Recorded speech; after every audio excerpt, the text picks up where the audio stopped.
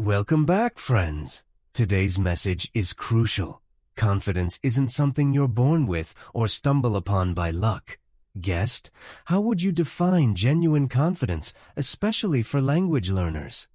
Thanks for having me. True confidence isn't a magical feeling that just appears. It's the belief in your ability to try, even when you're imperfect.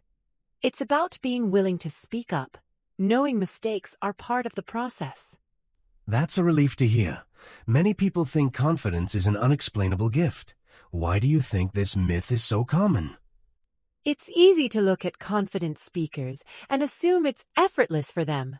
But in reality, most started out nervous. The difference is, they built their confidence layer by layer through practice, not overnight transformation. Let's dig deeper. Why is it dangerous to wait for confidence to magically appear before taking action? Waiting for confidence is like waiting for a plant to grow before you water it. If you never take the first step, you'll stay stuck. Real progress comes from stepping in, making mistakes, and learning from each attempt. That analogy really paints the picture. So, instead of waiting, people should act first and let confidence follow. Would you say that's accurate? Absolutely. Action precedes confidence. Every small effort is like a deposit in your confidence bank. Over time, those deposits accumulate, and you start feeling more capable. Let's humanize this idea. Can you share insights about how accomplished speakers or teachers start their journeys? Definitely. Every confident communicator you see was once unsure and hesitant. They became skilled by practicing, making errors, and persisting.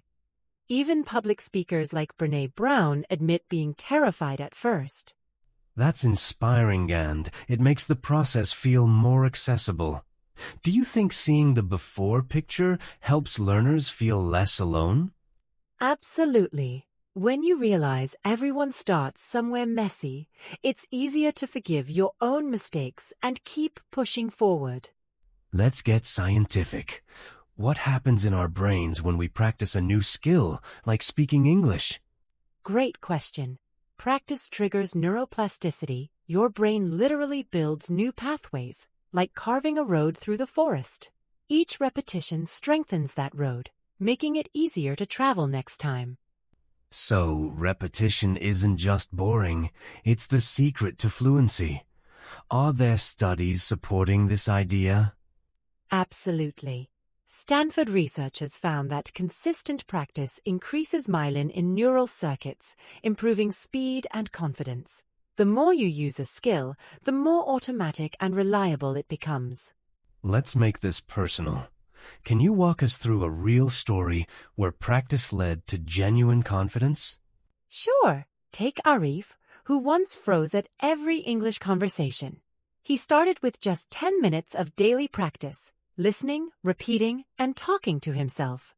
After 2 weeks, he felt braver.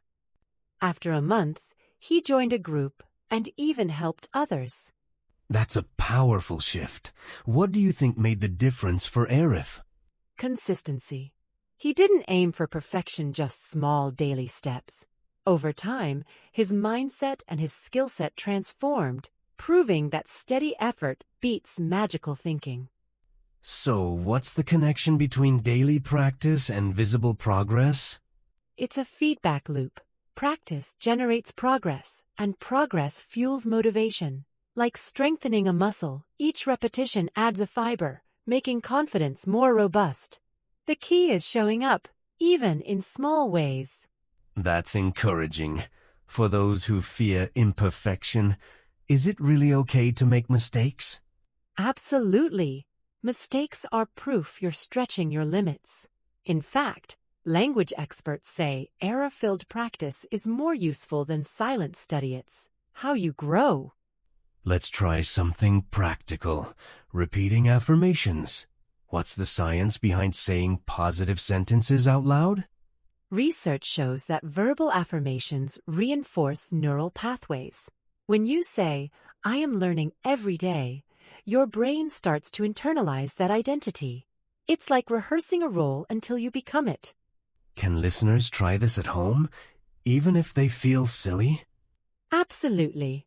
Start with simple, true sentences. Over time, these short practices can shift your self-perception from hesitant to confident, one repetition at a time. Let's talk about actionable steps. What's a practical, daily challenge listeners can start today to build confidence? Pick one small thing, listen to a short podcast and repeat sentences. Talk to yourself in the mirror, jot down 3 sentences about your day, or teach someone a word. The secret is choosing something manageable and sticking to it.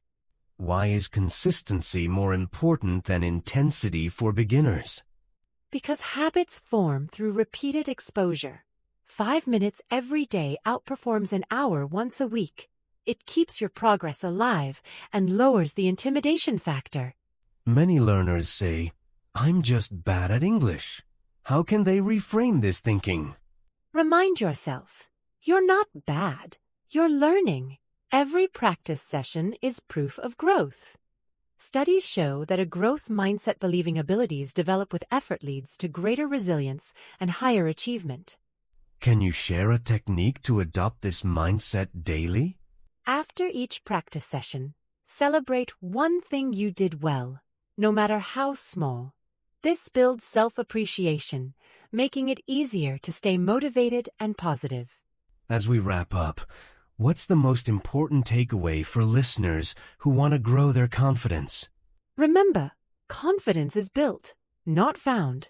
Every honest effort counts. There's no magic, just daily practice, self-kindness, and the courage to keep going.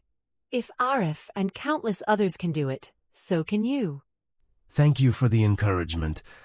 Listeners, believe in your journey. Practice today even for 5 minutes. Your confidence is waiting to be built step by step. Absolutely. You've got this. Trust the process, embrace the challenges, and watch yourself grow stronger each day.